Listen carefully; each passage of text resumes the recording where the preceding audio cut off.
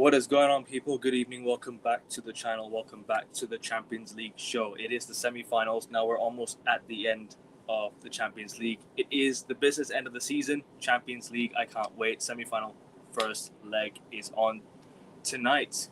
PSG, Bayern, Atletico Madrid, Arsenal. I can't wait. I've got Zir. Big up to you, bro. Hope you're doing good, my guy. Make sure you guys follow Zir's channels. I will put the links all in the chat and in the description of the video. We're 9 subs to 600, guys. We're so close to 600. Let's cross that line before the end of April. Come on, guys. You already know what to do. Hit that like button, share, and subscribe if you're new around here.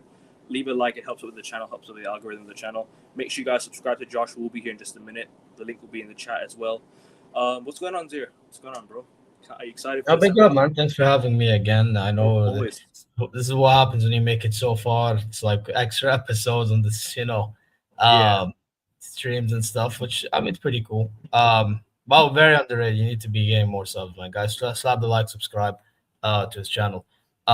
Especially with the amount of my hours, but the timing that he's working under, man, in Thailand, it's ridiculous. Crazy. Yeah. You know what I mean? So yeah, slap the like, subscribe. Yeah, listen, it's a big one tonight in a few hours. We play PSG. Styles similar styles clashing. You know what I mean? I will say the only downer is Company is not gonna be in the touchline, which He's done. no, he's suspended. He's For suspended. how many games? One game? No, it's just the Paris game. The Allianz is good to go. Okay. He did travel with the team, but it's just he has to go to some lounge box up there somewhere. Once they go to dressing room, and there's gonna be a UEFA guy, stalking him, or like overseeing what he does, so he doesn't do no phone call, walkie-talkie stuff. But yeah, listen, regardless, I think Aaron Danks, the assistant coach should be able to do a job, hopefully. Yeah. I mean, the last 2 times he coached, he got one win and 1 loss. So that's interesting. You know what I mean? Let's hope that, yeah, with Villa, it was with Aston Villa. So let's see what he can do in a game like this. You know what I mean? And hopefully the game plan is similar. Hopefully, like the team just literally approaches it with the same way we did the last time, which was press the daylights out of them and Sure. just score as early as we can, as many as we can. Like that is how I see it. Their midfield, I mean, I'm still unsure which one is it gonna be because I know Vitinha come back to training, but he's not 100%. So, same with Fabian Ruiz. I think he's just got back. Mm. Nuno Mendes, again, not 100%. Will he be available left back? I think Due is the one out of the injury list that I'm like, you know what, he should be available.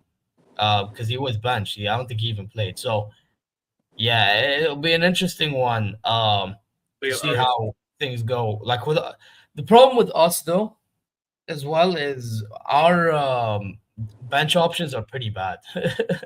You know what I mean? Because we have Carl injured, we have Nabry injured, and Guerrero injured. Yeah, and Tom Bischoff as well is injured. So that's already 4 injuries. Your goalkeeper is not injured as well. No, Tom Bischoff. No, goalkeeper is fine. It's Tom Bischoff, Serge Gnabry, Leonard Carl, and Rafael Guerrero. And so that's not injured. So like they're all backup options for the attacking end. You know what I mean? Yeah. The defensive end, you have like the Kims, the Itos, Stanley Davies, or whoever, like depending on who start, or Limer. Like like it's just Jackson's up top still as an option. Goretzka in the midfield. But it's not really moving as backup options. And that's something we do need to improve on next season, I do have to say. But yeah, listen, our starting 11 should be able to do a job. Musiala, listen, he's been getting up to speed. Hopefully it shows tonight. And I say hopefully it shows. What does Olise say? Diaz, Kane, self-explanatory for how their season's been. Kimmich, Pavlovic, midfield again, self-explanatory in my opinion. Upamecano loves playing as PSG. Hopefully it continues. And then you have Ta, and then you have Limer, which, by the way, I don't know if you know this, but Limer's had an underrated season this year. He really has. One of those one of those most improved Like he's players that been we've one of seen. the better fullbacks, but people don't want to say it Yeah, because the people look at the Real Madrid game and they think he's mid, and they think that others are mid too. But what they fail to understand is that mistake Neuer made, or two of the mistakes Neuer made, literally gave Real Madrid breathing room to have an opportunity at us. You know, like if we don't make these mistakes, I think we would have blitzed them, and this would have never been a conversation. for sure, for But the sure. fact that Neuer fucked around for us to find out nearly, yeah, it's just bro, like Fuck what are around we? and find out, isn't it? Yeah, bro, this is what it is. Like Neuer basically ruined our reputation heading into the semifinal. I'm not even joking when I say this. Um, which is fine. I understand why because heading into like this season, let's be honest, a lot of our defenders, actually all of them probably was not really rated highly by the masses. Um, you know what I mean? And then all of a sudden company gets the best out of all of them nearly. So I mean, that's a testament to company. But even then, like I think at Limer, maybe there was something there where we didn't notice. Upamecano, to be honest, he always had the attributes, but his brain is I don't know, needs some screw loose on him. I don't know. Ta again, another underrated one, but then again, the pace is against him. You know what I mean?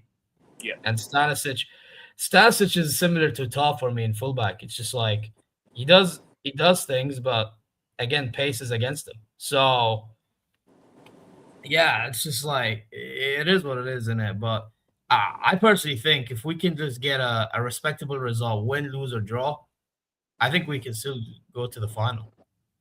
hundred But if percent. it's one of those that they destroy us and we make life so much difficult for ourselves to even try to do this remontada stuff. So my aim is just respectable result. That's my aim today. I think you're one of the favorites to win this year for sure. I think you're definitely literally you and PSG are like on par with each other. I think you both are definitely like the favorites to win this competition. Obviously, no disrespect to Arsenal, Atletico Madrid. I just think PSG and Bayern are two of the most strongest teams in Europe currently. I mean, obviously, I won't be surprised if either wins. I mean, it's four teams remaining. It's anyone's game.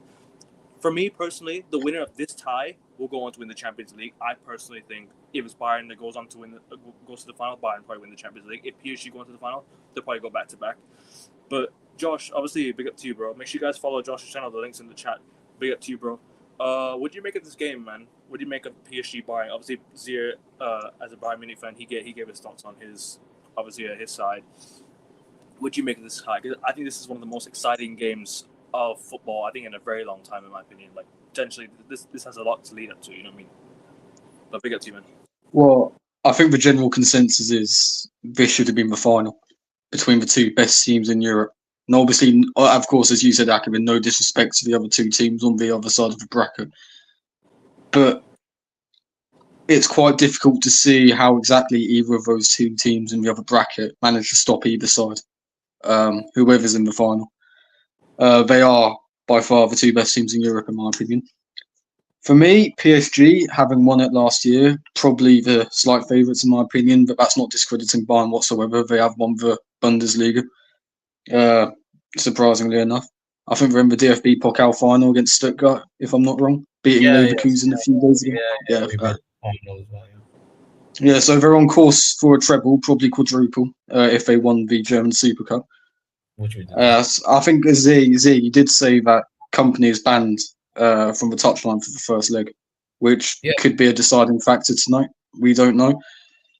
Obviously, I'll be down the pub tonight. I'm expecting entertainment, far more entertainment than what we're probably going to get served up tomorrow night. But I mean, what else can you say?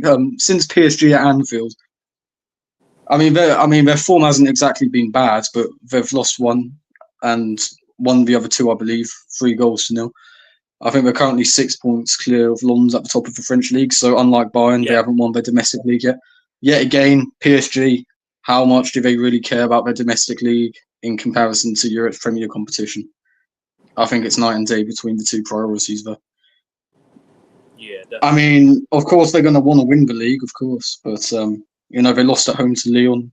I think they beat Angers in their last game, or Angers, however, my French isn't great. Or whatever, 3-0. Yeah, they're going to dog walk the league. Like, even like. Yeah, of course. But to be fair, Lens are 2 wins away from them. If PSG do manage to slip up, hopefully they'll be there to spring a surprise. Yeah, I But need that. having said that, but I mean, both teams. This is the holy grail, of course. I mean, Bayern haven't won it for 6 years, which by their standards isn't good enough. It shows the size of the club. PSG, obviously, they won their maiden crown last year, and they're going to want to repeat the feat straight away. At the end of the day, I know it's an exciting game, but I can't really provide an exciting build up to it because I think it kind of speaks for itself. They are the 2 best teams in Europe. They're the most exciting teams to watch in Europe. And with the most popular league in the world being as boring as it is, and yet still the most consumed, this is going to be a real treat for football purists tonight. And I'm looking forward to it. I'm looking forward to it big time. And I'm sure you two are as well. Oh, definitely. I mean, to be honest, it depends how the game goes for me. I'm not gonna lie. In what way do you see? Well, of course, that's. Wait, is he cutting off? Yeah, he's cutting off a little bit there. Yeah, he's cut off for me, man. Oh, he's back now. I can hear you now. Yeah, I can hear you now. Yeah, you're back now. Yeah. Yeah, you were saying before. Yeah, what was he saying? He got cut off a little bit. Yeah. Now, obviously, Zia, as the Bayern fan, will be a bit more nervous stepping into this one. But, for the rest of the footballing world, it's going to be an absolute spectacle. And may the best team win. 2 huge sides. Obviously, Bayern have a bigger club, but PSG have, momentum on their side, having won it last year. Recent history. Yeah, exactly. Yeah. So, recent history is still history. Yeah. So, I'm looking forward to it. And you two should be as well. I know Akirin is. Zir, obviously, a bit more nervous about it. I'll be the same when Arsenal travel to Atletico Madrid tomorrow, or should I say Madrid? I'll be dealing with. Should be good either way. I'll be dealing with some of these nerves next season, bro. I mean, I've got lots. Provided you get to the semis, yeah, I suppose you will. No, I'm not saying semi-finals, but even in the league phase itself, I'll be dealing with the nerves already. I mean, like it's already gonna be there. I don't know what it is, but part of me wants to get Man United in the league phase next season. I honestly, bro, like, I think last time when we played you, it was literally Onana's mistake that literally killed us. Because the first 21 minutes, I was like, shit, we're actually not doing too bad. And then Onana goes and makes a stupid mistake. And then we ended up, crumbling, Yeah. We're actually doing quite well in the first 21 minutes. I was like, shit, this is actually a good performance so far. I will happily take this. But then, Tuchel ball for you, bro. Tuchel ball for you, bro. Tuchel allowed Ten Hag to look good. But it doesn't matter because we beat you twice, yeah. And then you decided to get eliminated to Galatasaray and Copenhagen before we were able to finish the job. We should have finished at least in third, bro. I mean, at least could have got. Listen, bro. Listen. We were horrible, man. We were horrible that year. That was one of the worst teams going to the Champions League. One of the worst teams I ever seen going to the Champions League. But listen, that'll be discussed next season. But obviously, how do you see these 2 teams matching up in terms of obviously Bayern meeting PSG? Where will the battle be won? Because I think the midfield is definitely the battle. Yeah, I agree. A lot of people. What has a lot of people said? I think people said the attack. I personally think attack v defense. I think it's the midfield. Personally, I think the midfield battle. Whoever wins it will get more opportunities there. Therefore, the attack can hopefully pounce on them. Is how I view it. Some may even argue midfield battle as well is another one because the Hakimi and Mendes against either our wingers or our fullbacks, vice versa. Some will argue that as well, but I think it's a midfield one. I really do, and it'd also be interesting to see who's able to execute their inverting plan. You know what I mean? It'll be interesting. It'll be very interesting for a neutral to watch. For me, it'll be one of those nerve-wracking games. And it'll only be cool if we're winning, and if we're losing, it'll be, oh, here we go type of situation. You know what I mean? So, yeah, man, bring it on, man. Let the games begin, man. This is a semi-final for a reason. You know what I mean? We didn't ask for. I mean, don't get just. I would love games to be easy, but when you make a semi-final, you're also asking indirectly for it to be difficult. So if you want the best games, they're gonna be difficult.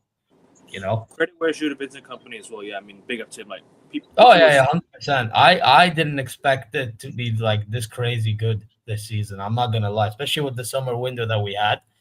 And again, it's because of him that our board all of a sudden look at better than it really is. I'm not even gonna lie to you guys. And then I will say though, I think there were Premier League fans that jumped the gun though, because I felt like, and some Bayern fans, there are some. I feel like the problem is they look at, oh, company got relegated, but what they fail to understand is he was getting relegated, sticking to his philosophy in a team that's not identically the same. Like, let's be honest, Burnley is defensively like oriented, which is why Sean Dyche benefited there. With company, it just never worked. Like, yeah, they won the championship, I think with 102 points or something, which fine, great. Premier League is a different kettle of fish. I'm not having a cap. So I'm not shocked that he got relegated with that caliber team. Then next thing you know, he jumps to Bayern. Now I'm not gonna lie, we're also fortunate to be getting him because we got rejected by bare managers. And next thing you know, company's idea that Max Erbel, our director, had, and we got him in. First season, I'll be real, he had a lot of learning to do. A lot. Like the Barcelona game is like probably one of, if not the biggest learning curve for him because he actually played similarly to Hansi Flick, against Hansi Flick. And Barcelona beat us in his game, Yeah. And that's when company had to make little tweaks defensively off the ball and all that stuff, And it's been working, more man-to-man pressing and all that stuff, what I mean? And you'll have like one of our midfielders drop back for cover at times. You know what I mean? Like, it's a risky game that we play, but it's like less risky than a Barca, for example, nowadays. So he deserves credit. He also deserves credit for adapting in certain moments too. I can give you like a few games in which he's decided, let's just see the game out. Dortmund, one of the games this season at home, and we won 2-1. Same thing with PSG last time after Diaz got red carded. Same thing. Tried to see the game out. He actually tried doing it in the Pokal semi-final a week ago, and I didn't agree with that at the time because Leverkusen didn't really offer much. But it made sense when we played Leverkusen last season in the league when they were attacking the daylights out of us, and Alonso was out coaching us. So, yeah, like this is going to be one of the craziest battles. Yeah. By the way, last time it was Pacho that had the better of Elise. People will think it's Nuno. But it'll be interesting still to see what happens there. Because by the way, against Real Madrid, we were told Mendy was gonna take care of Elise, and that didn't go to plan. So Carreras was literally slipping a lot of times against Elise. So I mean, listen, Mendes is a different caliber of left back, this season, but again, let's see if Olise really figured things out against Nuno Mendes. Obviously, Michael Olise being one of those like shining light, like one of the shining lights of the season. I think you look at him, he's like one of those players that came from Crystal Palace, obviously with the expectation of you're playing for Bayern now. It's a different sort of expectation. He's raised that level big time. Yeah, he's raised that level to a player that I think will definitely be could be potentially a multiple-time Ballon d'Or winner. Hopefully, no injuries. Hopefully, nothing happens to his career and whatnot. Because he's a really talented player. And credit to Bayern Munich for just quickly taking the chance, because other clubs could have literally gone in for him and said, we're going to go and sign him and snap him up. But Bayern just said, you know what, we'll take him right now. We'll take him right now when he's already still developing. And he's developing into like one of those players already. He's already quickly developed. You know what I mean? But Josh, obviously, all as Zero said, the battle between the two teams. Where do you see it? Where do you see this game being potentially won? Well, I understand the midfield sentiment. I mean, in the sport that is football, the midfield is always the key. No matter what game, no matter what context. If your midfield is poor, then not only is there more pressure on your defence, but there's less support for your attack. You could have a one-way midfield where they're more defensive-minded, therefore helping out your defence but harming the attack, and vice versa. I think midfield it's referred to as the engine for a reason, because at the end of the day, it's what makes a team tick.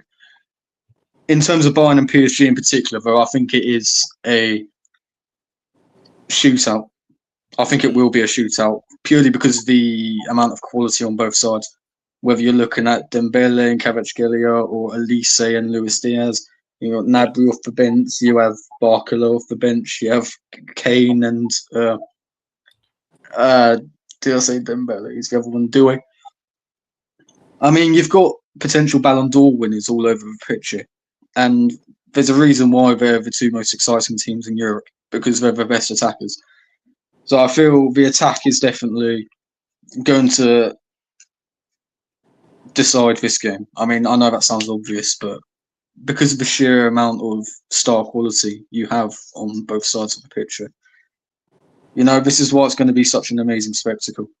Obviously, the midfield, that goes without saying. That's going to be the midfield is the engine. It's going to be the most important.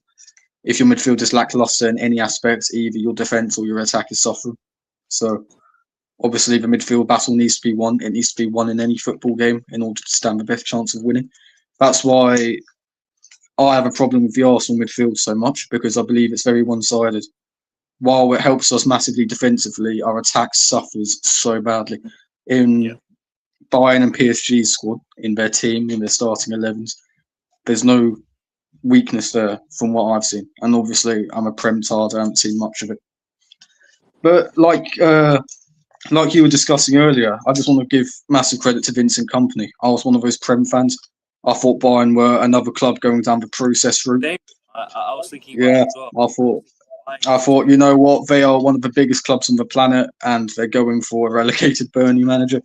It didn't occur to me that he won the championship. I thought, if they're getting rejected like that, I mean, Bayern seems to be in a really tough place. Obviously, Leverkusen just went undefeated.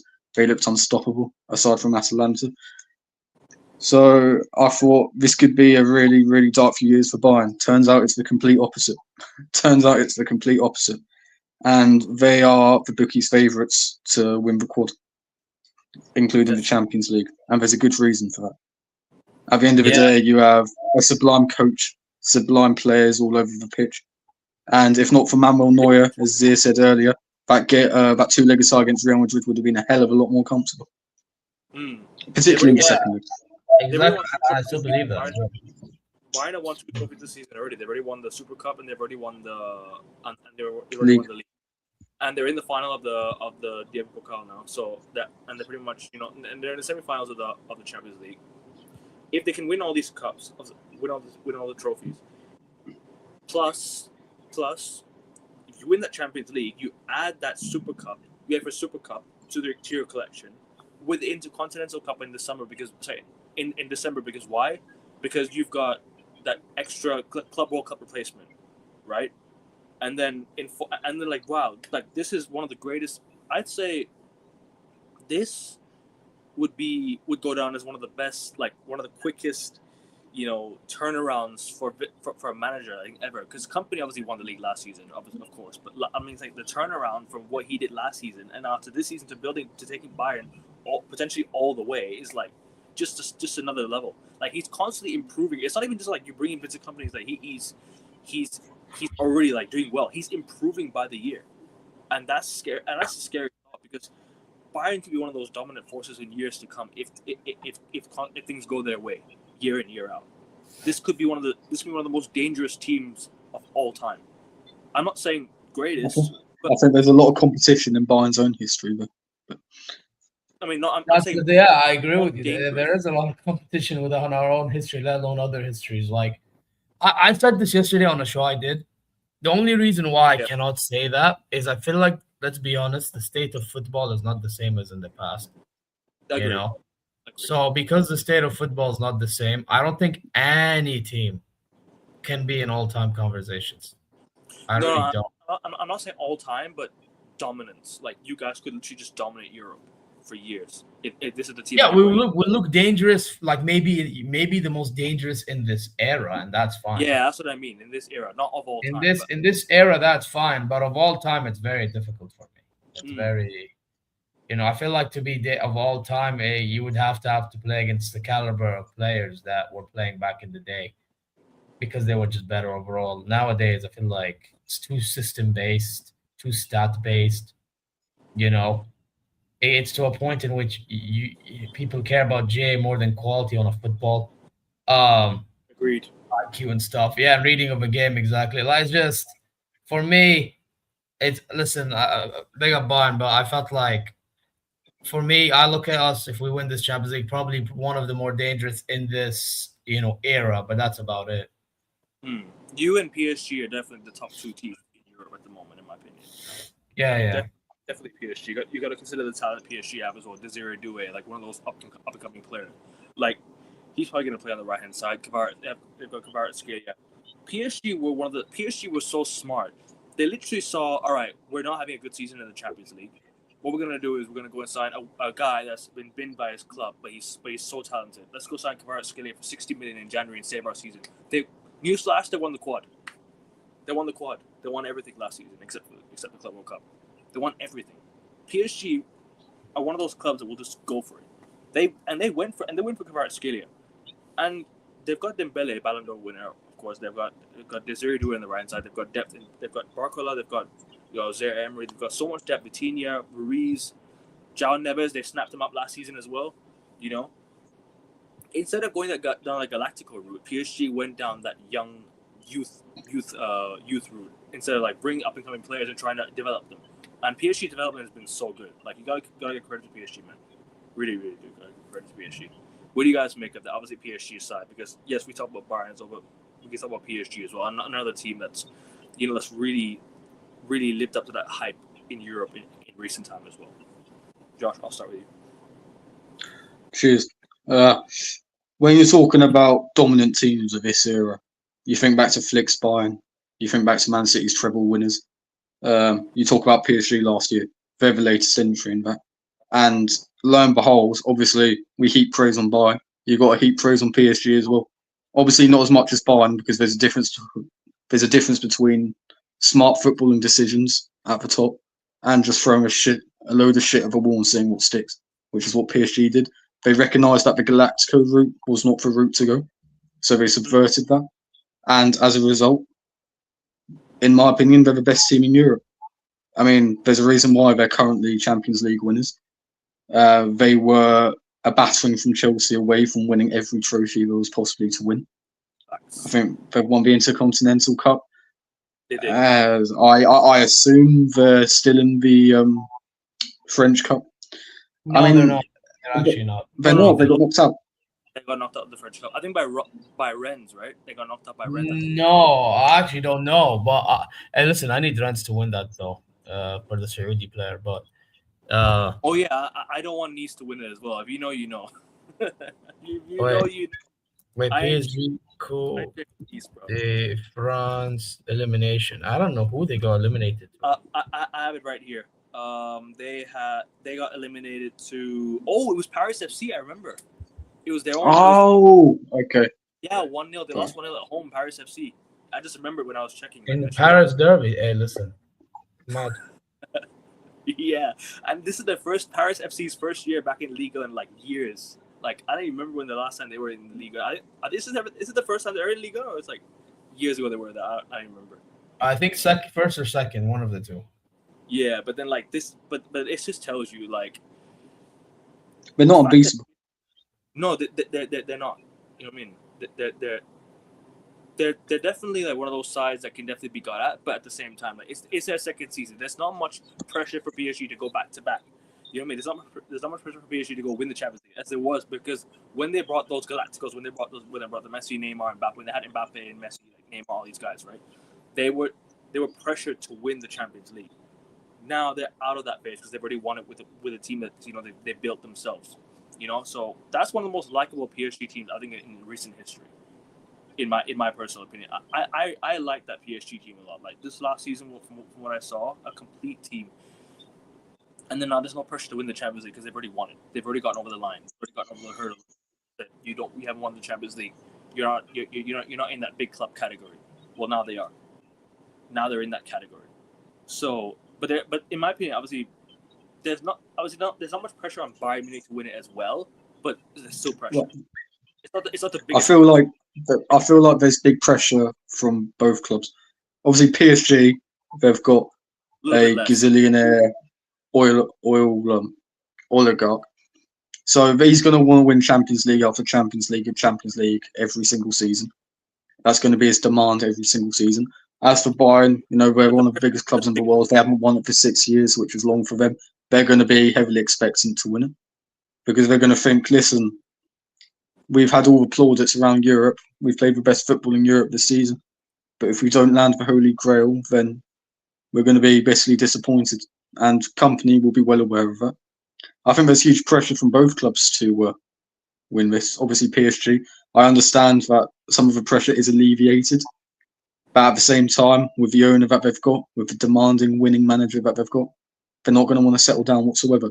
How many teams in Europe can play as poorly as they did against Liverpool at Anfield and still run out comfortable 2-0 winners in the end? Not very many. Bayern may be at a strength. Apart from that, I don't think any other team in Europe is capable of performing that way and still winning at Anfield for where they did. At the end of the day, listen, it goes back to what I said at the start. These are the two best teams in Europe. In a way, I'm glad it isn't the final because we're treated to 2 games against Europe's top 2 teams. Granted, whichever team gets to the final, there's no guarantee they're going to win it because the final's a final. But whoever goes through out of these 2 will be heavy favourites. Heavy favourites. Yeah, I completely understand. Agree. If no buts, no maybes about it, bro. You know what I mean? Let's just hope that that we get a result today and make our lives easier for the Allianz Arena game. In this lovely stadium over here. Well, One of the nicest looking stadiums in world football. But definitely. yeah. But obviously, we spoke about that. Me and Madge have been discussing this behind the scenes. Big up to you, big up to you, man. Big up to you, brother. Hope you're doing good, my guy. Man calls you AI, Josh, now. Because you know why? Because he says you call everything, and you're spot on with everything.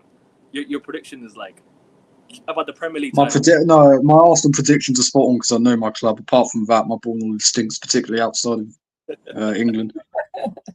But anyway, thank you for that. That's a big praise. Speaking of Arsenal, though, we'll get to Arsenal.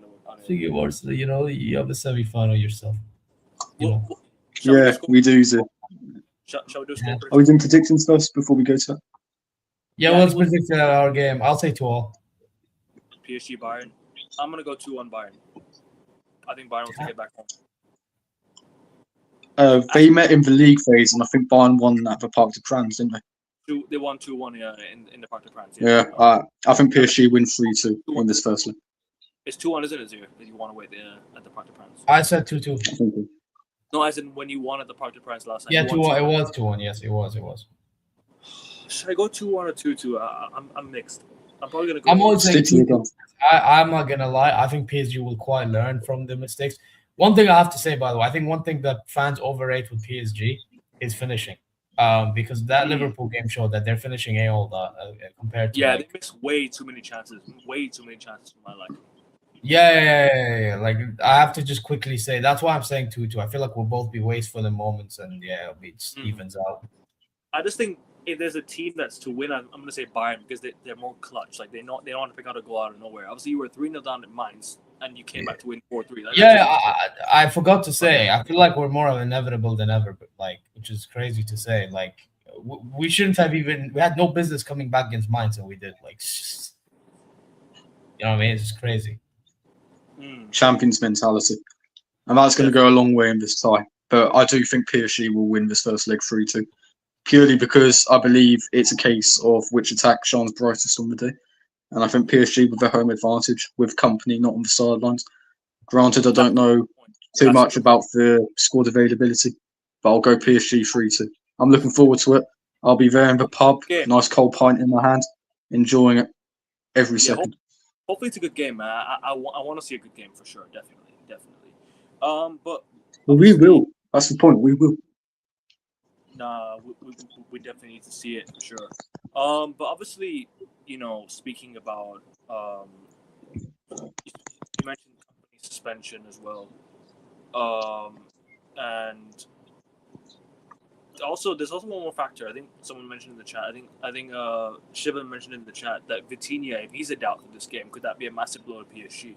Because if he's injured, then that could be a damning indictment because he's one of the key players, one of the most important players of the entire of this entire Champions League run. He's the reason that PSG could win the Champions League if fit. So We talk about who again? Vitinha, Yeah. he's out for this game, and he's definitely a big miss for PSG. So Yeah. I'll go 2-1 Bayern. I just think Bayern will pick it out, and I think you'll win it at the Allianz and go to the final. But obviously that's for next week. We'll say that for next week. Man said Grok and Jack BT Fierce. Yeah, Josh. Thank you. Bayern Munich to be a 2-2 as well. Okay, fair enough. Take care, man. Take care, brother. Hope you're doing good. Big up. Guys, make sure you guys hitting the like button, subscribe to all the channels that are linked in the chat, especially Indian Scouser who was here as well. Go subscribe to him, pick up everyone in the chat. We're 8 subs to go to 600, guys. Come on, 600 is fast and approaching. You know what to do? Hit the like button and share and subscribe. If you're watching and you haven't liked yet, please do like. It helps out with the algorithm of the channel. And follow Zio's channel and Josh's channel. Links all in the chat. Anyways, Josh, Arsenal, Atletico Madrid, Arsenal away. Take it away, bro. Yep. Well, both sides coming to this tie not in great form. I think Atletico Madrid have won 2 out of their last 9 games. Arsenal have won 2 out of their last 7. They just lost the final recently as well. Yeah. So both sides have lost a final recently as well. So there's that going for them. These are 2 teams that are short on confidence at the minute. Obviously, I think Atletico's last game, I think they beat Bilbao, or should I say Athletic Club, in the Liga, but it was a very tight game, 3-2. Yeah, so lost scoring the winner. Fair enough. So I think one thing with Simeone, I mean, I know people brand this tie as a sort of terrorism against terrorism, but I think that takes away from the progress. Well, I wouldn't say progress, but the adaptability that Simeone has undergone in terms of his playing style at Atletico Madrid. They leak a lot more goals and they score a lot more goals. Quite frankly, they're a lot more of an exciting outfit than we've made them out to be and what we've become accustomed to. As for Arsenal, they are the terrorist team, if you want to put it like that, left in this competition. I mean, we beat, I should say, Newcastle. I didn't watch the game. I was too busy at the time, but it was a dreadful performance. We're 1 goal better than Man City in terms of goal difference, but they've scored more goals than us, and they've got a game in hand. We really needed to put Newcastle to the cleaners there, but we didn't. We really need to bump up our goal difference. We were sitting back trying to defend a 1 goal lead against a side in 15th. You know what I think in terms of the league campaign, we've completely ballsed it up.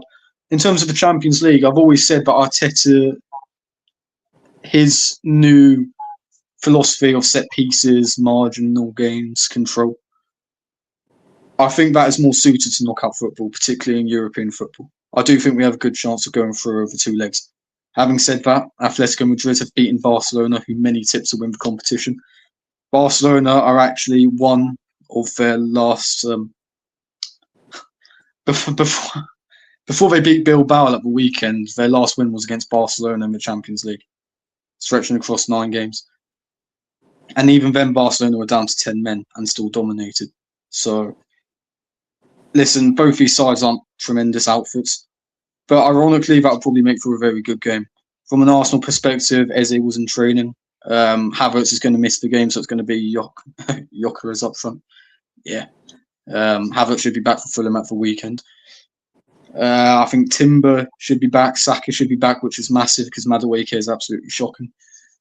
What can I say? In terms of this first leg, it's not going to be won in the first leg. Of course, it's not. I think it's going to be a very tight game. I think Arsenal will make it a very tight, boring game. And to be honest, in Champions League knockout football, I think that's a hell of a lot more sustainable than a 38-game season, particularly in a league like the Premier League. Definitely. Which is why I think we have a good chance of going through. Having said that, I am an Arsenal fan. I am pessimistic. So I'm going to just take every game as it comes. like I said, these are two teams in very poor form, and one side's going to bow out. Which team has been affected more? Let's see how it goes. Zir, over to you, man. What do you make of this game, man? How do you feel about this game? Yeah, I mean, I'm not gonna lie, this is the haram derby. I still think it is. I feel like, yeah, Atletico have attacked a bit more than usual, but they'll have their moments in which they want to see things out, defend for their lives, park a bus, a train, a tank. You know what I mean? And probably Arteta would do the same if they're 1-0 up.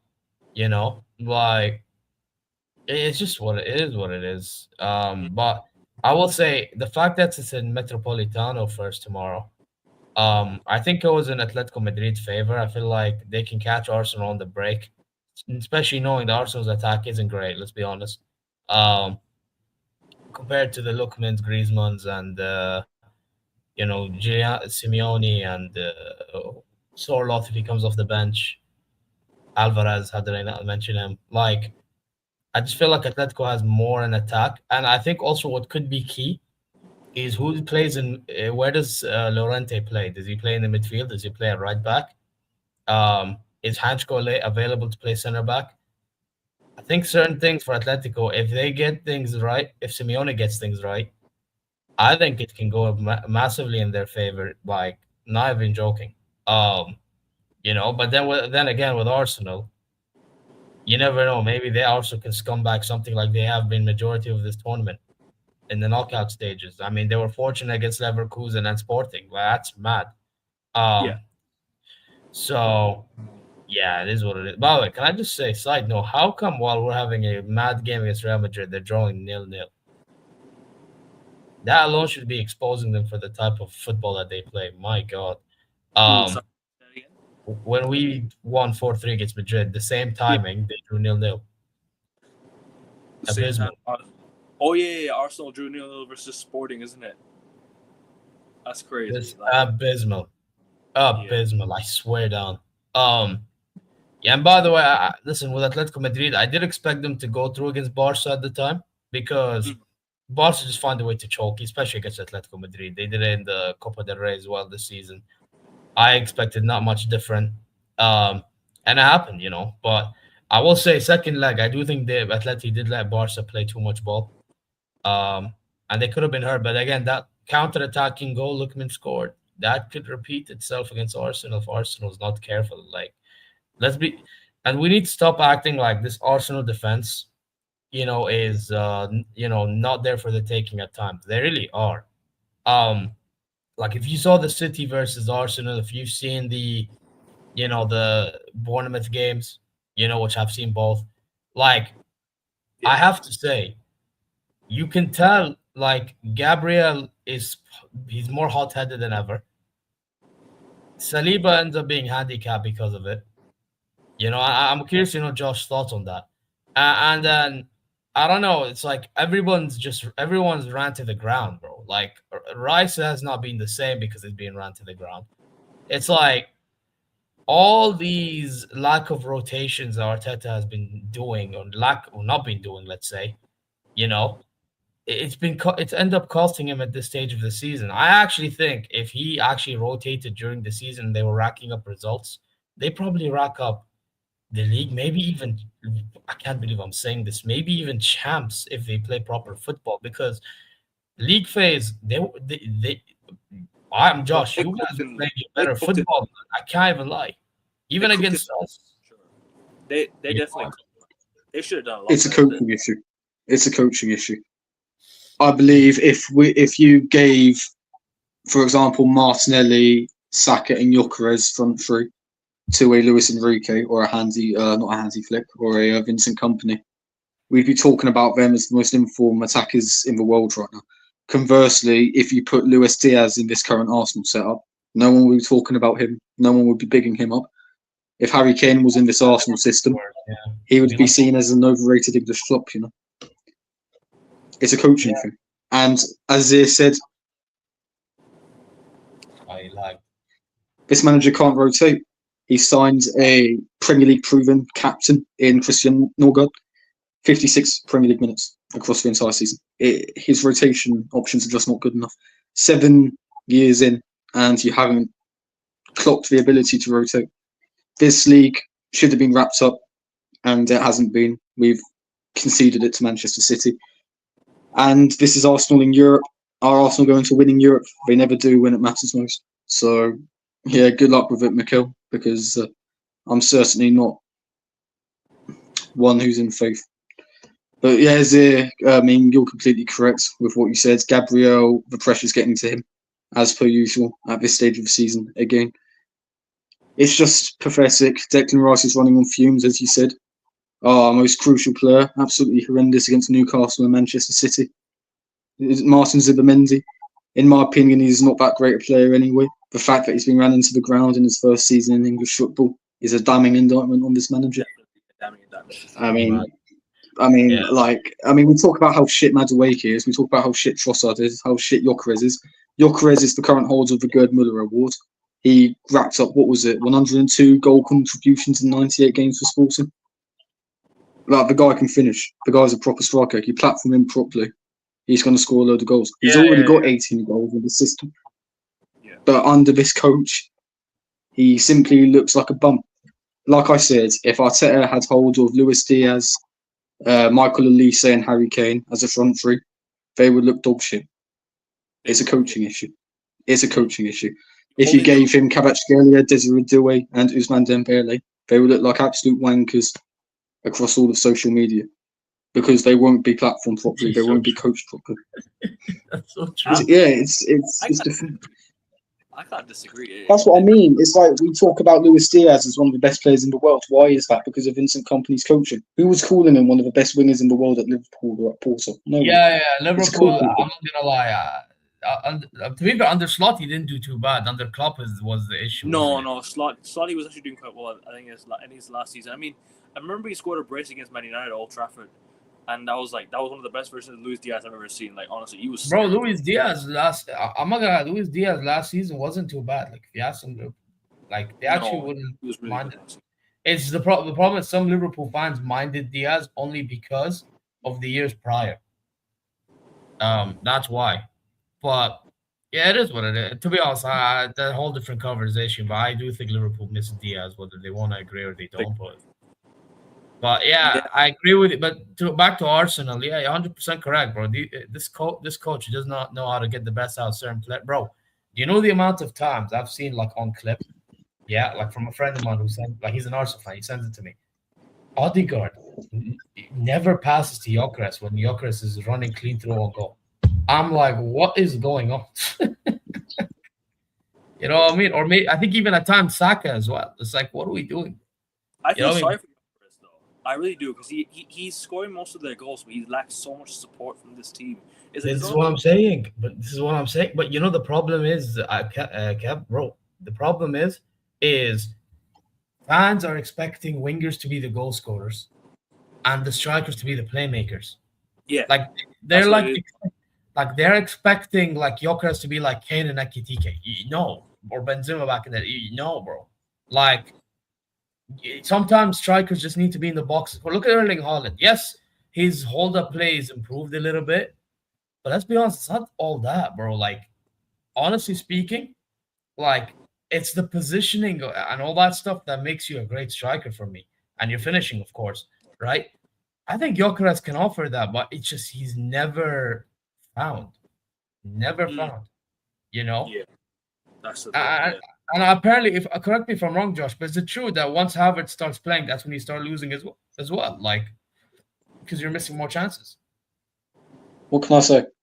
I mean, there aren't many chances to miss. That's the point. The one time we play expansive football in 2026 is away at the Etihad. Make it make sense. It's completely backwards.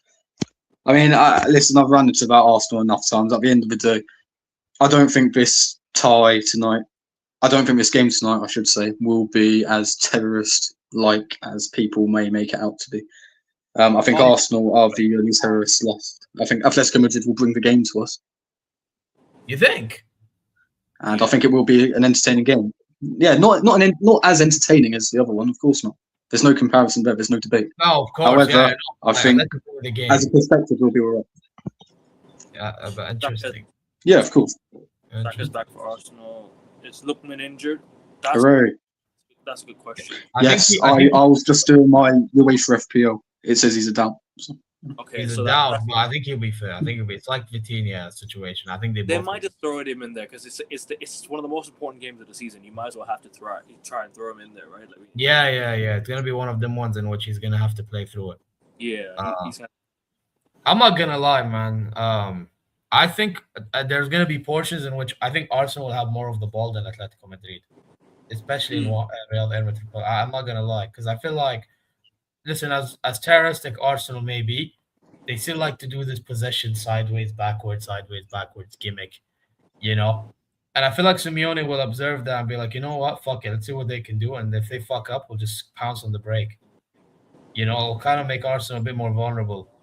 You know, especially now the form that they're in. So, yeah, I mean, let's see how it goes tomorrow. I'm not gonna lie, it'll be more intriguing to see how, even though for the wrong reasons, how tomorrow goes than today. Because today will be intriguing, yes, but you kind of have an idea where what's gonna happen. It's just a matter of who's gonna win. With the Arsenal Atletico game, it's one of who's gonna win, but then on top of that, what type of style are we seeing, bro? You know what I mean? Who's gonna approach the game in a more attacking style? That's the question. Atletico, of course. No, because you know what it is. When I watched the Arsenal Man City game, Arsenal actually tried to go for it. Like, I'm not even joking when I say that. Arsenal actually tried to go for it. There was chances. Bro. Like, Eze actually had chances. Like, the problem with Arsenal and Arteta is he's trying to play it too safe. You know, like he's not going for the throne. He's just going for whatever results. Like he's just playing it safe because he knew that Arsenal after that Sunderland game were vulnerable at the back and holding on. So why try to hold on? Breaking news. Go on. Diego Simeone confirms that Arsenal are interested in Alvarez. So, I mean, that's probably one of Arteta's gimmicks to get in Atletico Madrid's head. But I think he'd be decent for us anyway. We'll carry on. Alvarez, he's one of the most. Yeah, Alvarez would cook at Arsenal the way you play. He's one of the most important players in his time. I'm not gonna lie to you. I think Julian Alvarez is definitely one of the most important players. He's gonna be one of those players you look at and say, yeah, he's gonna be the guy who has the ball a lot more. Him and the Griezmann will be the guys who have a lot of the ball. You know what I mean? Yeah, imagine exactly Haaland would probably get 0 goals in his Arsenal system. Not even joking. Like, because I don't know what it is. You guys were playing really good football under Arteta, like in 23-24. I remember you slapping teams. Like, bro, I enjoyed watching you guys play. And then all of a sudden you just decided to switch it up because you were scoring more set pieces. I'm like, what's going on? You know? To be honest, I think even in 2024 they weren't playing that great, which is why I remember saying we would knock them out in the Champions League. At the time, they kept it close, like more than usual. Like the last few times you got the better than. I think their best football was the year beforehand when they weren't in Europe.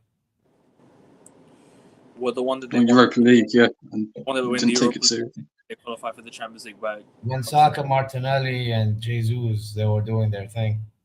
Right, 22-23 that season. Yeah. They get a Sporting knocked them out the Champions League. Right?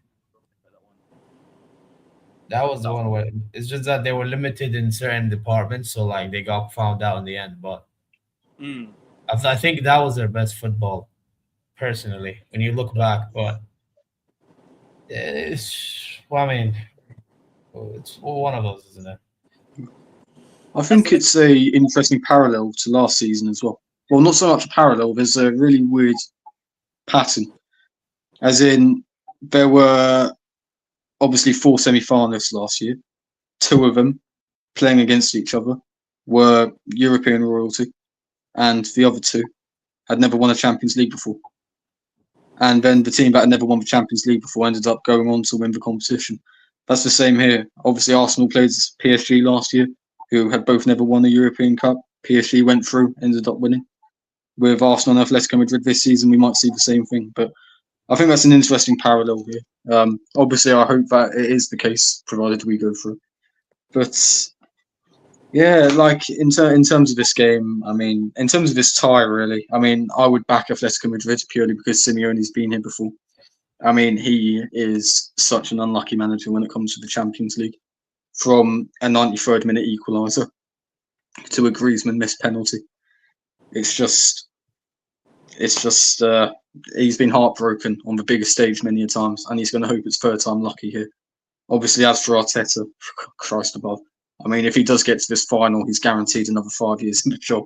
So that'll be 5 years of my life in deep despair. But regardless, Arsenal have a chance to go through. Atletico Madrid can go through. You know, Josh is one of the most pure Arteta out people I think I've ever met. I'm not gonna lie to you. That's it. Man, I just want a trophy, bro. You couldn't even match Ten Hag's achievements at United with 4 extra years. Like, come on. And now you've thrown away the league to City. And this in the Champions League, anything can happen. But this is Arsenal in Europe, you know. It's never a happy ending. So, Ten Hag won. It's safe to say. Like, Ten Hag won Ten Hag won 2 trophies with Ole Gunnar Solskjaer's team plus Casemiro minus Pogba. You know what I mean? Yeah, you didn't need a protest or anything, did you? This is the thing. Like you've got to deliver now. I mean, I say this every single season, but I mean, come on. Like, look, 20 years on from our heartbreak in Paris, let's try and go and win it again. That's the message I'd be transmitting to the players. But knowing our players, they'll throw it away. Having said that, Atletico Madrid aren't in great form either. To be honest, I think people will be quite surprised by how open this game might be and how intriguing it actually is. I think as Azir said earlier, you as exciting as PSG versus Bayern is, you kind of expect how the game's going to go. In terms of this game, there's so many questions about who's going to approach this in what way in certain contexts and whatnot. So I think if you're more of a football purist, so to speak, you'll be keeping both eyes on this one because it is an intriguing clash of styles. It is a clash of narrative versus reality in terms of how people expect both teams to play and how both teams, I should say, typically approach games because it is vastly different. I think another key thing to note is that Atletico Madrid have had a harder route to this semi-final. Obviously, they played Tottenham and smashed them, but in the second leg, they took their eye off the ball a bit and it got a bit hairy. Well, not really hairy, but they still lost. And then in terms of Barcelona, listen, everyone tipped, well, the majority of people tipped Barcelona to reach at least the semis. And Atletico Madrid managed to knock them out. Granted, Barcelona were down to 10 men in both ties, but you can't discredit that. I think even in the first leg when Barcelona were down to 10 men, they were absolutely incredible. And they were horrendously unlucky to not score any goals in that first leg. As compared to Arsenal, they have had Bayer Leverkusen and Sporting Lisbon.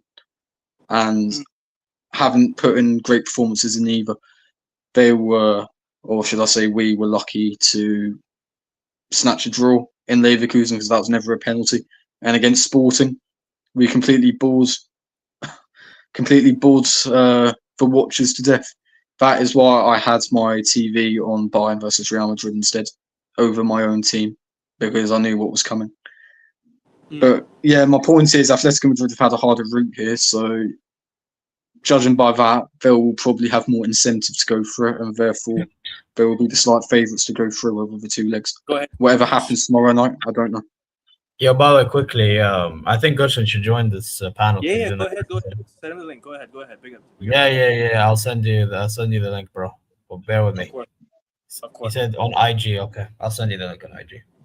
Yeah, definitely, man. Big up to you, Gerson. Big up to you. But yeah, man. Obviously, I think this would be a lot more interesting. This is no offense to obviously Atletico Madrid and whatnot, but I think if Barcelona were in this tie, I think we'd be talking a lot more like differently in terms of like the approach going forward, right? Because obviously you'd have the Yamal, you'd have Rafinha, you'd have all these players. I mean, Rafinha's out for the rest of the season, right? So that could be. I mean, that could hurt Barcelona. I mean, it's not going to hurt them, but they've already won the league pretty much. I think Yamal's out for the rest of the season as well, you know. Because he's apparently dealing with a hamstring injury, isn't he? So yeah, I don't know, man. You talk about Barcelona's attack, but Atletico Madrid's squad is quite nifty as well. We mentioned Alvarez earlier. You got Griezmann. You've got Andrea Lookman, who is Adamola Lookman. He's been absolutely brilliant for Atletico Madrid in January. Fun fact, Spurs rejected him twice in the summer and this January, which is insane to think about. But Atletico Madrid have the players to seriously hurt Arsenal, as famed as Arsenal's defence is. I think a well-kept secret is that Arsenal's defence isn't actually that good when the pressure's on and when the time to strike is now, so to speak, in terms of winning trophies. So Atletico Madrid can easily exploit that. As for Arsenal, obviously this is our fourth Champions League semi-final in our history. We've only progressed once. We've lost our last four semi-finals on the trot to PSG and Manchester United in 2009 and last season. So law of averages would say that semi-final? We've got to go through again. Sorry. Semi-final defeats. You mean semi-final defeats. Yeah. And obviously Atletico Madrid in Wenger's last season knocked us out of the Europa League. So, I mean, I won't talk about revenge because it isn't like that. But we would want to avenge Wenger for that, considering he is our best ever manager. So there's plenty of motivation there. But at the end of the day, yeah. Because you're beating them in a big. At the end of the day, sorry. No, sorry. No, sorry about that. At the end of the day.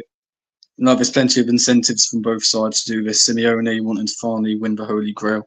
Atletico Madrid to finally win the Holy Grail. With Arsenal, the same thing. 20 years on from heartbreak in Paris. Atletico Madrid, 10 years on from heartbreak with Griezmann's missed penalty. What can I say? There's motivation on both sides and it should be a tasty test. Not quite the same taste as PSG versus Bayern, but still a fascinating watch nonetheless. How will we, obviously, talk about all the defenses, but key players in this game. Like I'm looking at obviously Gyökeres in Europe. He's had a good. He's the only guy that I can look at Arsenal and be like, yeah, fair enough. But he's done something. As if he was fit. Declan Rice is fit. He's a bit. Well, if you're talking about Arsenal key players, you've got the obvious. You've got Saka. Who I don't rate when times are tough, but still. Obviously, there's Declan Rice. You mentioned Gyökeres, who in Havertz's absence is going to need to step up tomorrow.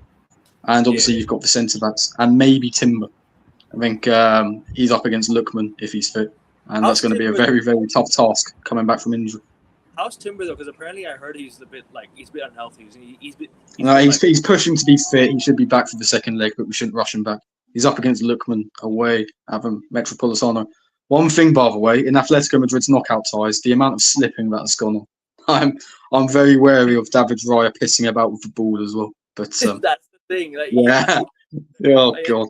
Oh yeah, Alvarez probably may sniff it and be like, yeah, I'll slap one. Yeah, mate. Yeah. Hey, I'm going to be a few pints deep, so I'll just be laughing at it still. But I gotta welcome my guest. Big up Gurshan, big up to you, bro. Hope you're doing good, my guy. How are you going? I'm not doing too bad, bro. How's everything going on your side, bro?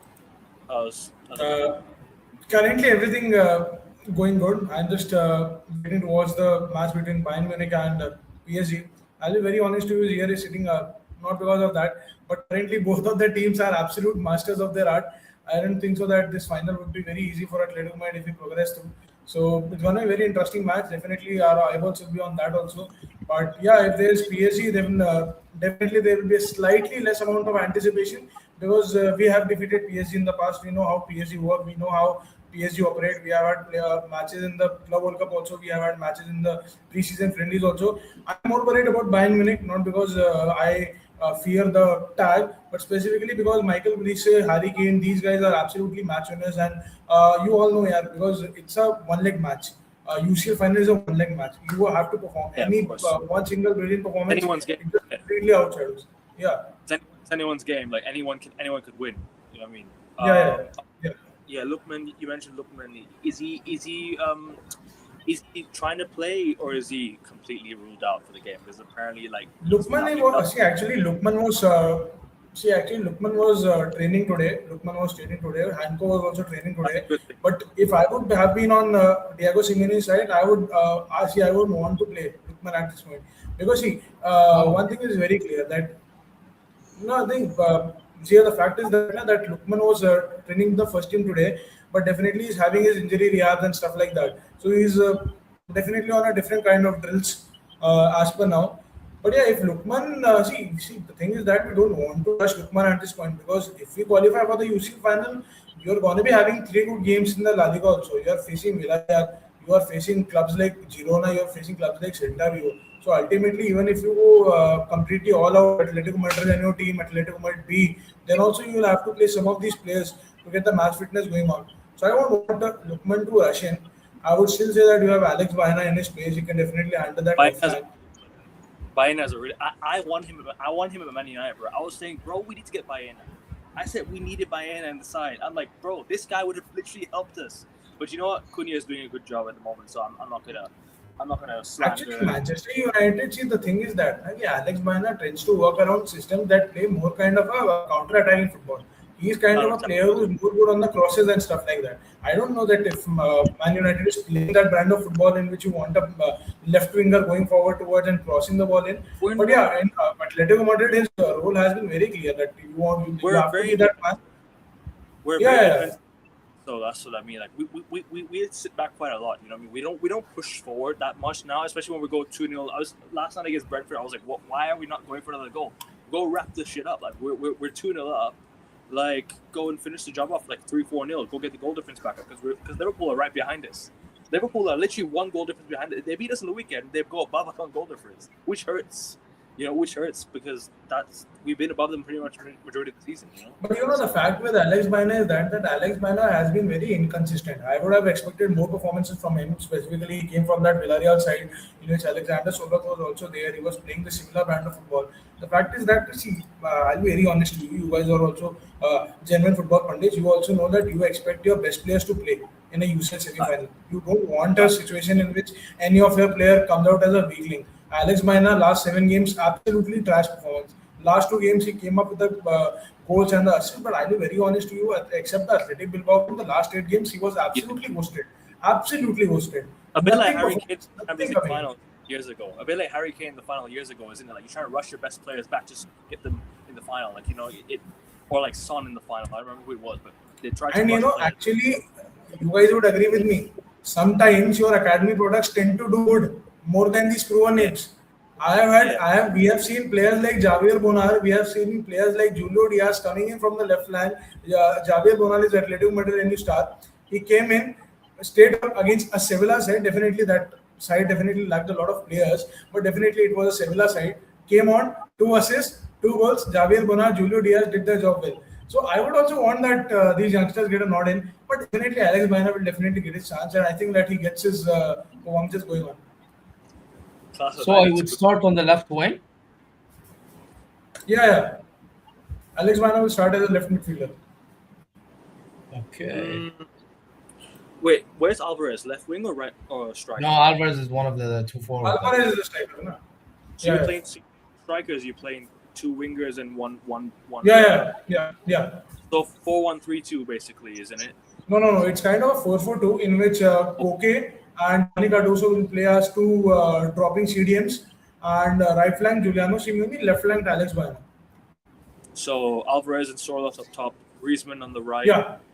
On the left you got Baena, and in the middle left Baena, right side Giuliano Simeone, right wing back Marcus Llorente, 2 centre backs, then remain that. But yeah, in the center, the thing is that Atletico Madrid don't tend to play with more kind of wingers in their central forward system. We'll go traditional 4-4-2 setup, and Giuliano pacey option. So I mean, that is the reason that he'll play as a right winger. And who's your back line? It's what's his name again? Lenormand, right? And Lenormand and Marcus Pubel. Sorry, and who again? Sorry. Lenormand and Marcus Pubel. So it won't be Hanchko? Hanko's injured, bro. Hanko's injured. Oh, damn. I didn't know about this. Hanko has been injured for almost a month. I'm hoping that he comes on for the last 24th or the 25th May game. But let's see whenever he recovers. Definitely. Obviously, this is the time, want players like, I don't want to name a specific player, but in these occasions, you want a good defensive squad depth. You were Yeah, dependent upon 4 or 5 players, and you just got 3 good defenders, out of which one got injured. You have to play Marcus Pupil. Marcus Pupil is also coming in from a injury. He's also half fit. I'll be very honest to you guys. Marcus Pupil is still half fit. We have just Barry, touched his injury on. yeah, Barrios is a big loss, isn't he, for you guys? Barrios Wow. hasn't played a game since last 4 months. Na? Barrios hasn't played a professional game since last 4 months. So I don't think so that Barrios is a big loss because Simeone has actually adapted without Barrios. And obviously losing the cup final, obviously your form leading up to the semi-final hasn't been good, isn't it? Obviously you've lost a few games in a row. Didn't you win on the weekend as well? You won like 2-1 or something on the Yeah, weekend, I yeah. think. No. We won against Athletic Bilbao 3-2. That was a very good game. Actually, that was going 3-1. I'll be very honest to you. That last 90 plus 7 goal. But yeah, it was a good game. Against Athletic Bilbao. Actually, you came up with 3 goals in the second half. Na? You came up with the 3 goals in the second half. So that actually gives a statement that, okay, we are still down, but we are still not over. So that is also very plus point. No, for sure. Your lineups just come out.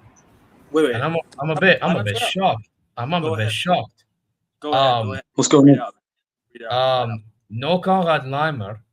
Huh? But No Leimer. Stanisic is right back and Davies is left back.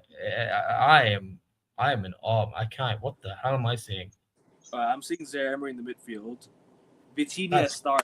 Okay, now that gets interesting. Now this gets a lot of. I told you he will play because, bro. Let's be honest. They're gonna get him in for a game like this, man. But I'll tell you this: I don't think he plays 100% today. I don't think. Like I think the guy that plays well is Joao Neves. I think that brother is gonna.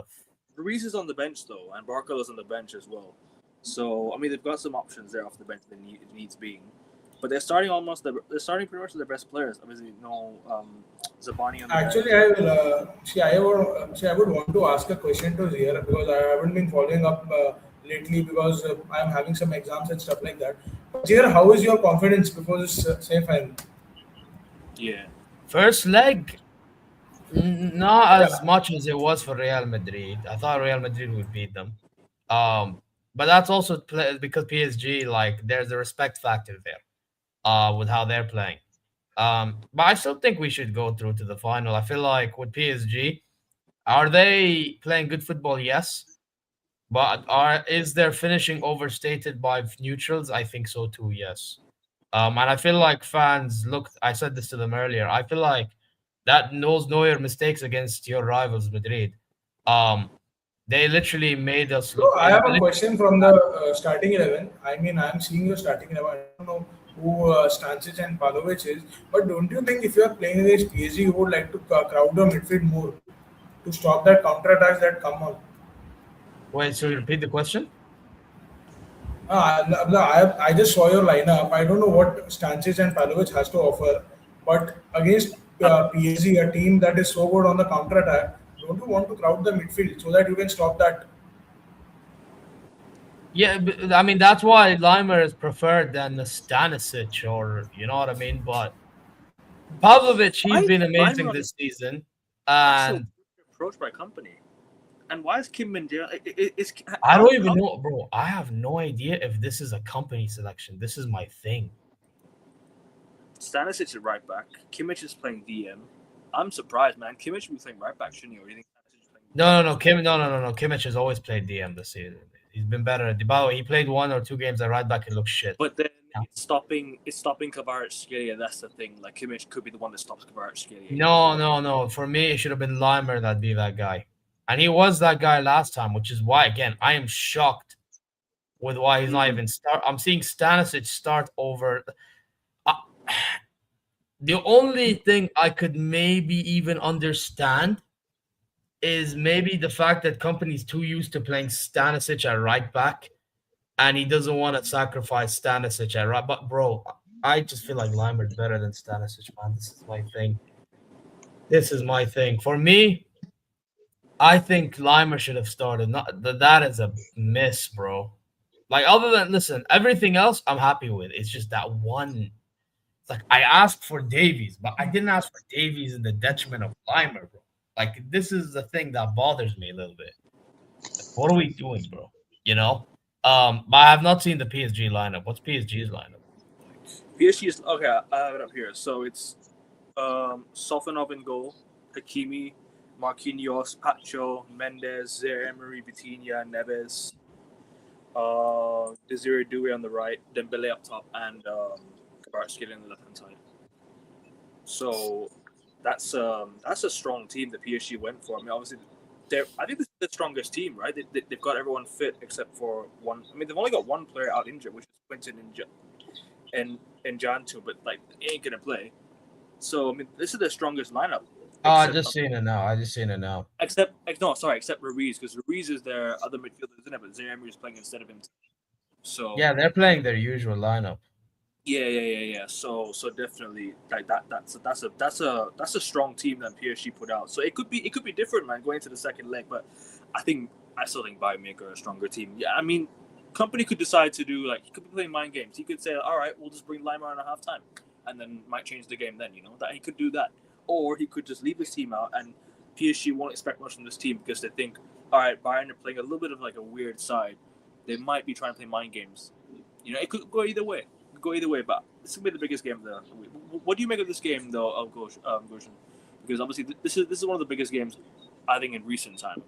Like PSG Bayern. I just want to actually, I'll be watching this match. I actually told you, na.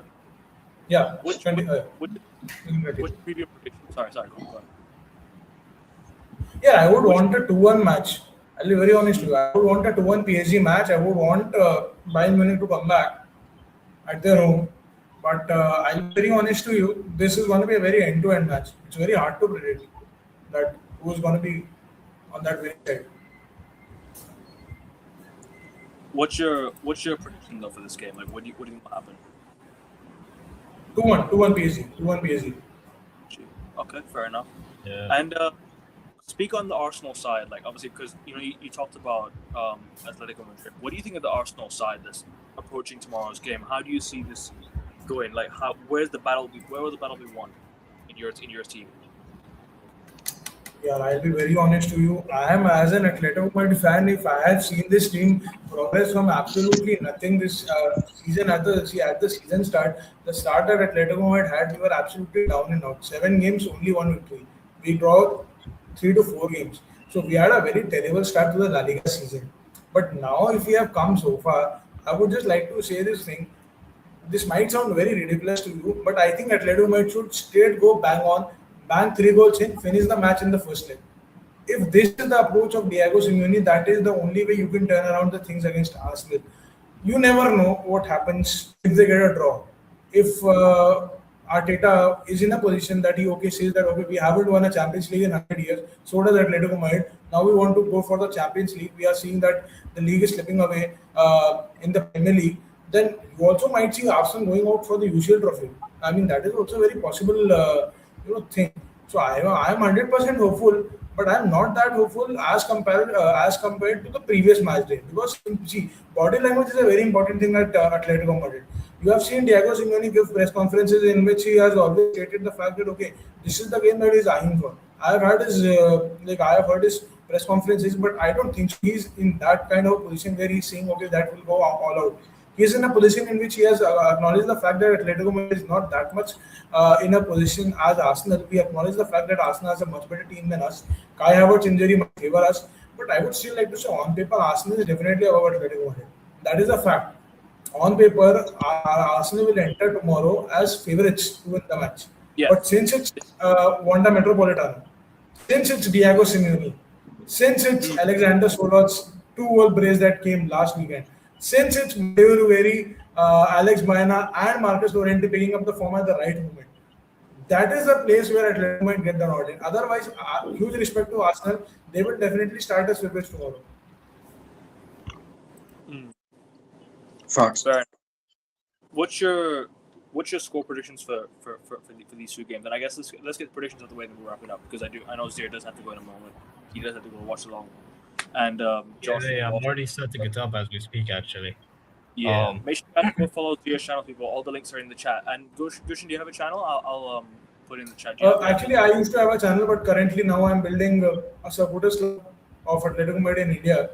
So you can check out Atleti Bharat on Instagram. I'll share you the link after the match. So share follow me on Yeah. Instagram.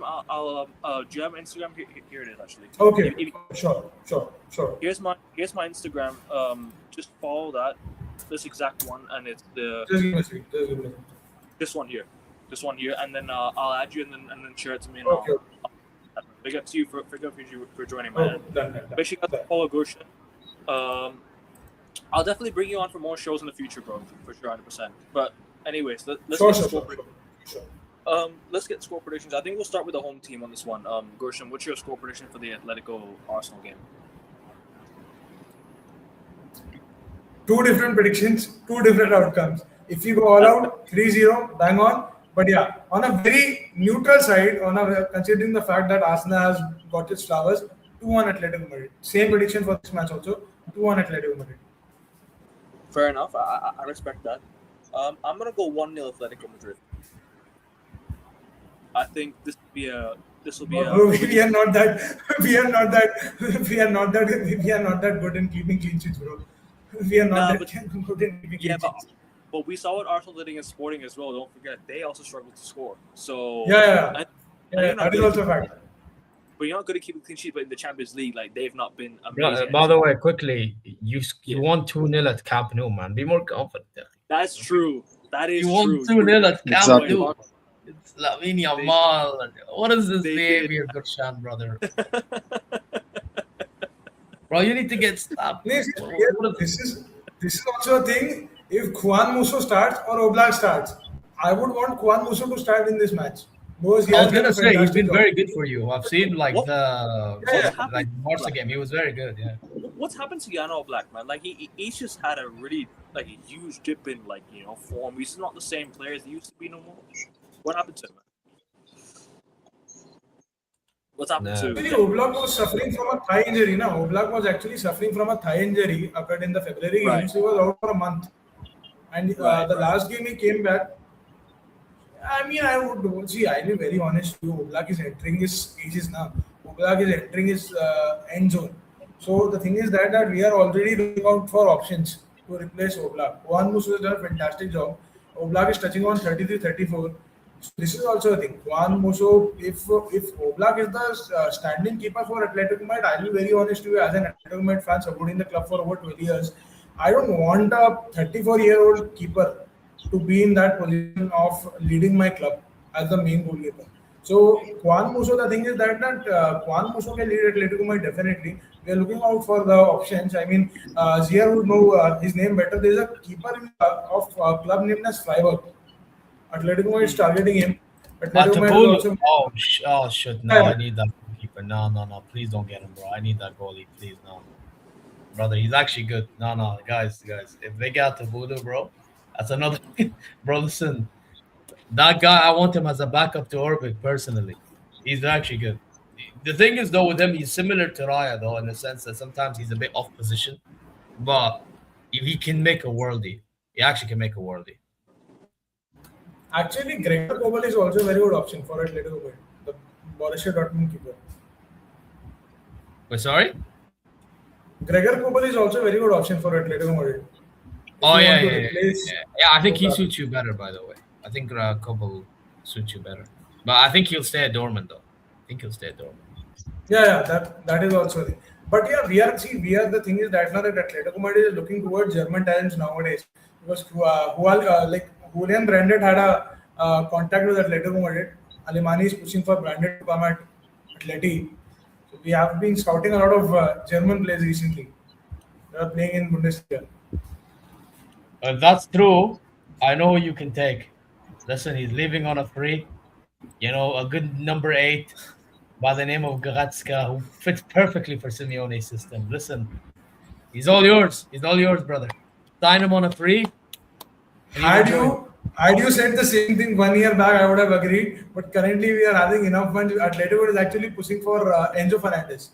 Atletico has made contacts for Enzo Fernandez. They are pushing for Enzo this summer. Yeah, he's a shithouse. He'd suit you as well. Bro, I'm telling you, man, just eat shithouse. He has to play in the 10, bro. Big up Renvier. Make sure you guys subscribe to Renvier Talks Racing. Big up to you, bro. Big up to you, man. Big up to you, bro. But actually, Zier, if you want to take an Atletico Madrid player, I would like to give you an offer. If you can sell Upamecano to us, Sell who to you? we need a Sell good who? center back. Upamecano. I love You this. want I love this. Upamecano? Hey, listen, This- you can have the This is Bozo like G merchant. NBA I'll go get trade somebody talk better, bro. setting, bro. I love this so much. This is like NBA trade talk. No, you know what, bro? He thinks him saying that is gonna piss me off, bro. I don't mind, bro. Before his extension, I didn't care for his extension, bro.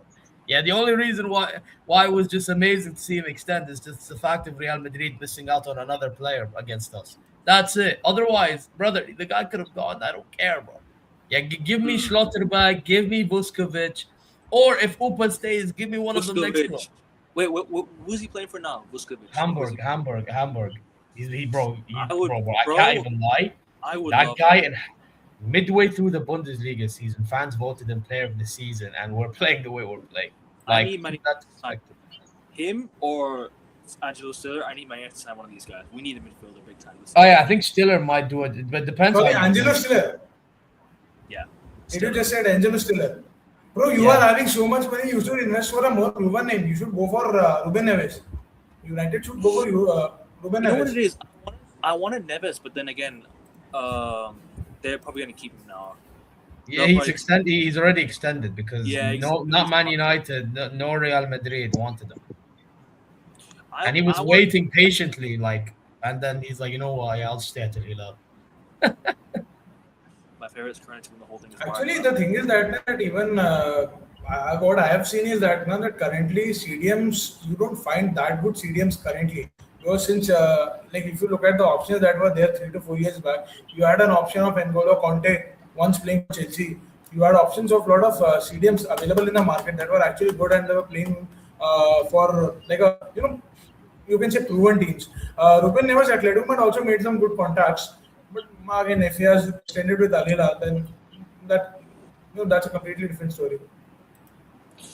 No, yeah. I couldn't find a PSG fan in time for the show, bro. I mean, I did find one, but he didn't respond to my message, so I wasn't able to bring him on. So. But yeah, by the way, guys, I do got a goal set up with the game and stuff. Make sure you guys follow Zier's channels, people.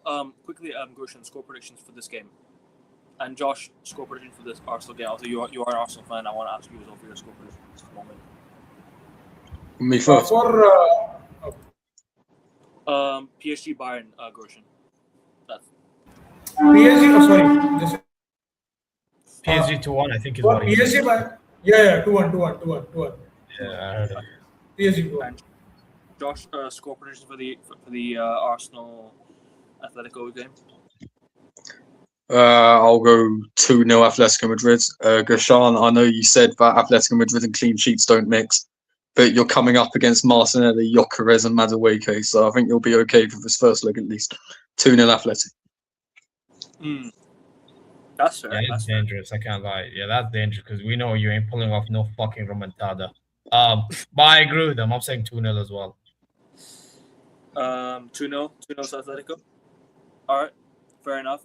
Gershon, I've already dropped you a follow on your Instagram. Just check it out. Yeah. Yeah. Make sure you guys. I followed it back. Definitely, big up to you, bro. Go follow Zier's channels, Josh's channels in the chat. Everyone's links are all here. We're 7 subs to 600, guys. We're so close to 600. If you guys can subscribe, hit the like button, share. Let's get to 600 by the end of May. We're getting. Zier, just a question before we end. Zier, what is the player to watch out for in this game? Because see, I'll be watching the match as a neutral. All three of us will be watching the match as a neutral. If you would like to rate and say, okay, this is the 11, this is the player that you should watch. Who would that be player for your player to watch? I personally think this game, considering even what happened last time, I wouldn't say Harry Kane, but I think Pacho might try to mark him out. I think Luis Diaz again. So you're saying which player would you be? Watch out for this game, right? Is that what you're asking? Michael. If that's what he's asking, then he's not his. Luis Diaz. Luis Diaz, if we're talking in an attacking sense. In the midfield, I'd say both Pablo and Kimmich. And Davies could play a role, by the way. Low-key, he could. I think he could play a role in stopping Dembele or Doué or whoever. How's Davies been this season as well? Because obviously he's had that really long-term injury. He's been getting back. He's been trying to get back to speed, but recently he's been looking a bit better than usual. Same with Musiala as well. So let's see how they cope tonight, man. I think tonight will be really the test to see if they really coped or if they're gonna get hurt or, you know. But yeah, man, guys, listen, I do got a dip. Big ups every single one of you. I'm gonna wrap it up here, anyways. Yep. Harry Kane. Stop the live, guys. Peace out. It's back of the net. Fair enough. Big up to you, Gurshan, as well. Big up to Josh. Take care, everyone. We're gonna head out now. Enjoy the Champions League. People like, share, subscribe. Go drop a follow everyone's links, socials. Links are on the chat. And this channel, 7 subs to 600. We're getting closer, guys. Love. Let's go. Like, share, subscribe. Have a good evening. Take care, people. Peace.